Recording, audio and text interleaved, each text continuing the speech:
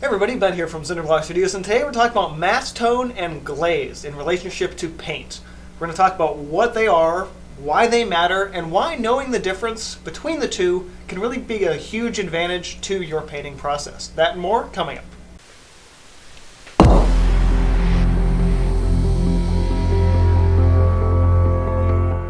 So put simply, Masstone and Glaze are simply two paint properties that all paints have.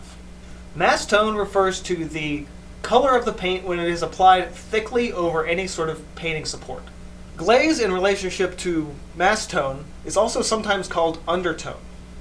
The glaze or undertone can be shown by taking a color of paint over top of a white support and either scraping it away, thinning it down with water, or thinning it with mediums. So whether we're talking acrylics, oils, or watercolors, pretty much all paint colors are going to have at least some difference in the Masstone and the glaze. Now that difference may not always be super pronounced, and sometimes you may not really be able to tell what that difference is at all, but they do exist. Now understanding the difference between a Masstone and a glaze for each of your colors will allow you to better understand their capabilities for color mixing, as well as their ability to create more complex and rich layers. I talked about this a little bit more in my tint strength versus opacity video. You can find that link in the description box below or right here.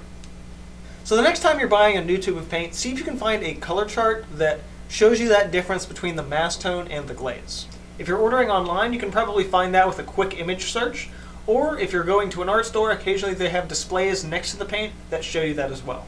If you're looking to expand your own knowledge a little bit further into the differences in Masstone and glaze in all of the paint colors that you have, I highly suggest making your own sort of Masstone glaze color chart, which is exactly what I did for making this video.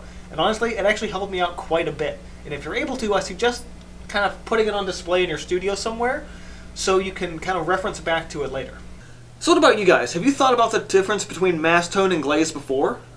If you haven't, has this video changed your perspective at all and made you think, wow, maybe I could be doing more with my paints? Or if you already understand this difference between Masstone and glaze, what are your favorite glazes from your favorite paint colors?